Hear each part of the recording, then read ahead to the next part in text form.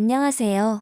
저는 20대 초반 결혼을 해서 1년차 된 아기의 엄마입니다. 저는 지금 남편과 파혼을 고민 중에 있는데요. 지금부터 그 사연을 얘기 드리겠습니다. 저는 대기업은 아니지만 중소기업에서 어느 정도의 적지 않은 연봉을 받으며 다니고 있는 회사원이고, 저희 집안은 어렵지는 않은 집안이었습니다.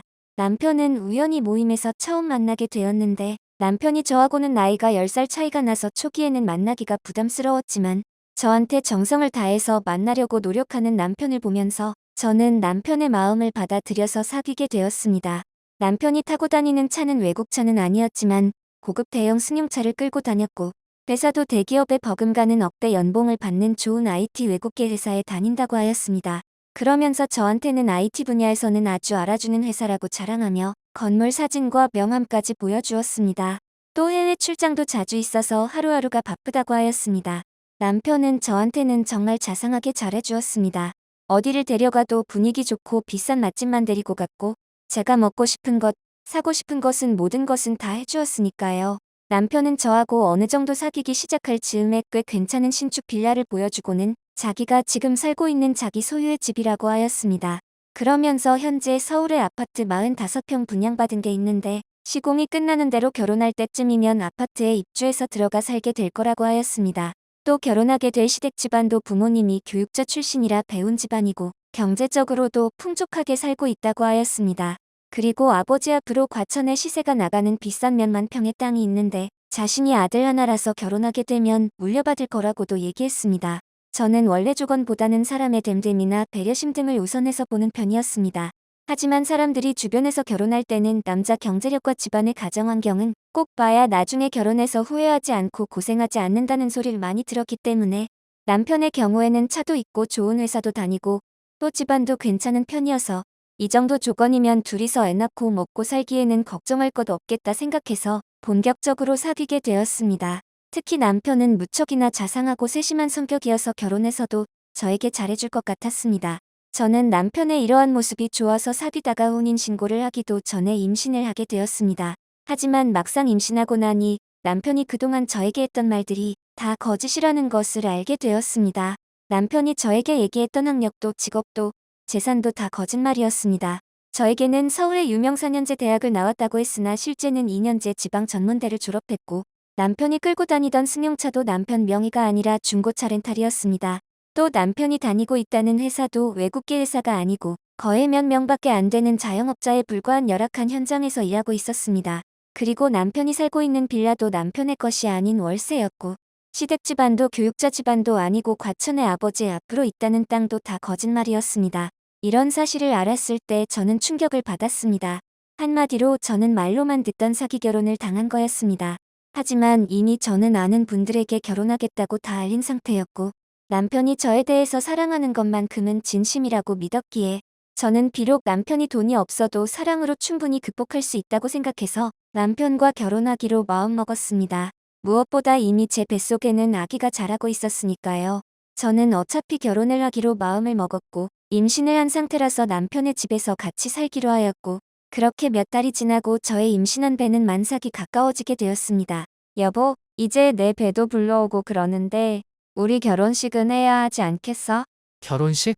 미안한데 내가 갚아야 할 카드값과 빚이 좀 있어. 뭐? 카드값? 빚? 얼마나? 한 7천만 원 정도. 7천만 원? 그렇게나 많이? 그런 말을 왜 나한테 사전에 안 했어? 당신한테 말하면 당신이 나하고 결혼했겠어? 뭐? 나는 당신을 사랑해서 놓치기 싫었거든. 저는 남편의 말에 그만할 말을 잃어버렸습니다. 알고 보니 남편이 저하고 사귀면서 마구 쓴 돈들은 카드로 대출을 받거나 회사에서 몇 달치씩 값을 해서 쓴 돈이었습니다. 문제는 남편의 카드와 빚뿐이 아니었습니다.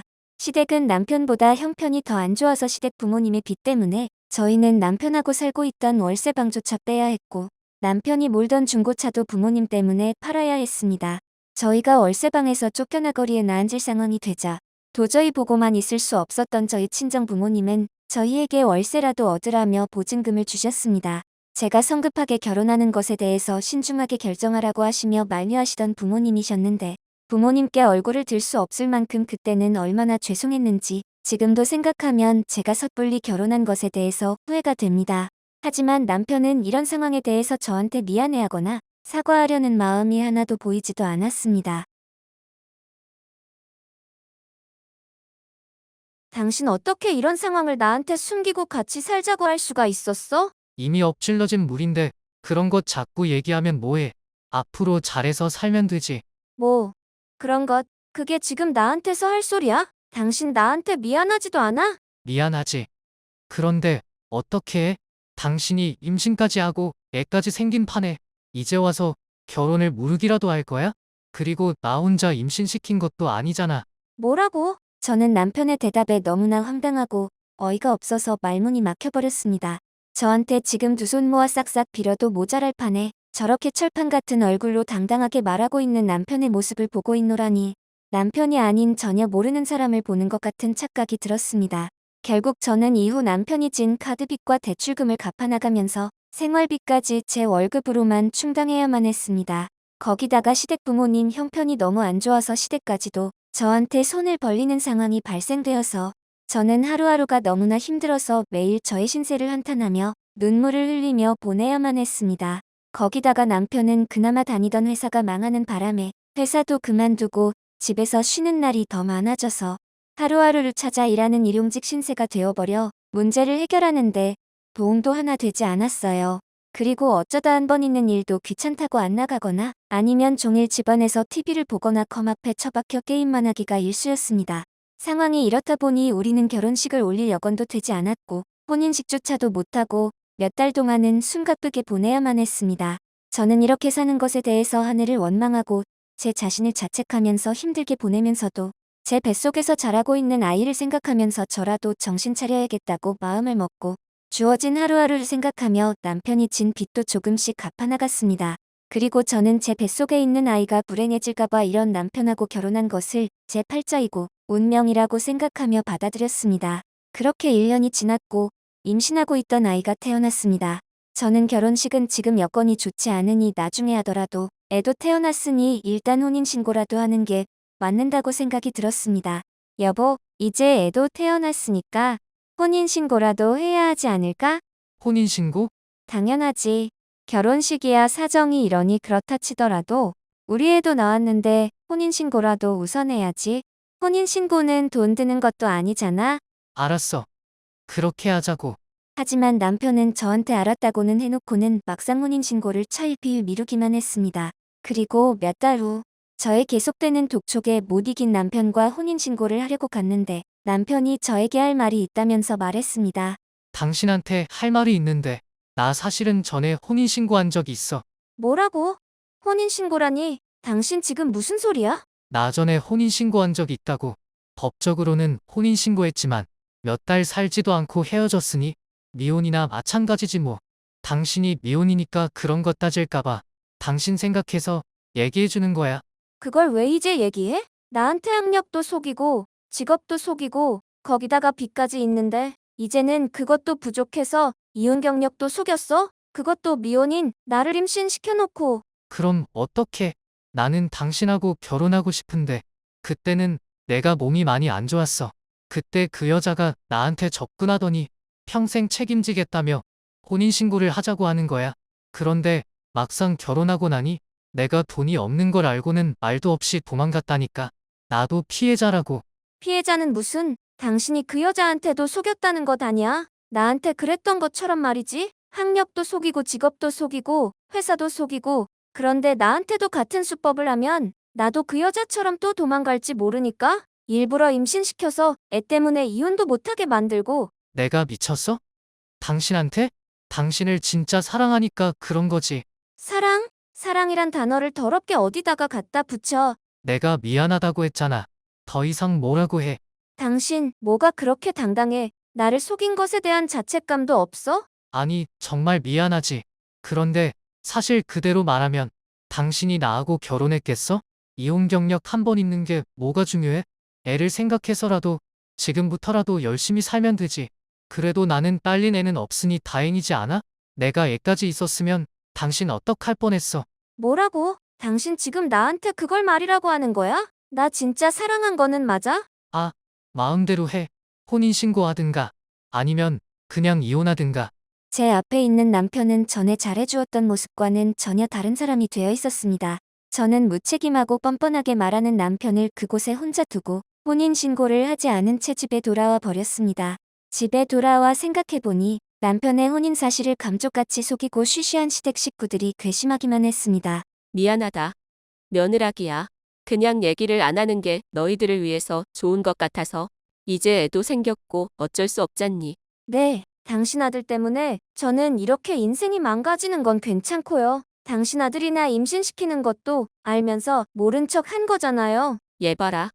뭘 모르는 척해. 내가 좋아서 한 거잖아. 임신도 내가 내 아들이 좋아서 한 거고. 그리고 망가지긴 뭐가 망가지니? 그렇게 방 한 칸 월세로 시작하는 부부들도 많다고 하더라. 올케, 그래도 오빠가 전 올케랑 1년 동안 살았는데도 애가 안 생겼으니 올케가 얼마나 다행이에요. 뭐, 다행이라고. 전 아내하고 같이 산 게 한 달도 아니고 1년. 저는 더 이상은 인간 같지도 않은 시댁 가족들 면상을 보는 것조차 보기 싫었습니다. 어쩜 그렇게 남편이나 시어머니나 시누이나 다 한 통속이었고 사람 같지도 않았습니다. 나중에 시누이한테 들은 말로는 남편의 전처가 도망을 간 이유는 남편이 싫어서가 아니라 남편이 돈 문제로 심각해지자 전처가 어쩔 수 없이 살기 위해서 위장이혼을 한 것이었고 남편이 전처를 무척이나 사랑했었다는 얘기까지 듣게 될 때는 제가 너무 비참해지는 것 같았습니다. 그리고 전처가 갑자기 연락을 끊고 도망갔다는 남편의 말도 다 거짓이었고 지금까지도 저 몰래 전처를 만나고 있다는 사실도 그제야 알게 되었습니다. 저를 정말이지 철저하게 속인 남편과 시댁 식구들을 보면서 인간의 탈을 쓰고 저렇게 사람을 속이고도 뻔뻔하게 얘기할 수 있을까 하는 생각이 들었습니다. 무엇보다도 사랑을 명목으로 변명을 일삼고 아직도 무엇을 잘못했는지도 모르고 당당해하는 남편한테는 더 큰 배신감을 느껴야 했습니다. 저는 이런 남편과 더 살면 제 남은 인생을 포기해야 할 것 같아서 남편에게 이혼 신청을 하겠다고 말해버렸습니다. 나하고 이혼하겠다고? 응, 당신이 이혼하겠다고 하니? 그럼 재산 분할은 해야지? 뭐, 재산 분할. 응. 우리는 부부니까 뭐든 공동 재산이잖아. 저는 남편의 말을 듣고 어떻게 저런 모렴치한 인간이 세상에 있을까 하는 생각이 들었습니다.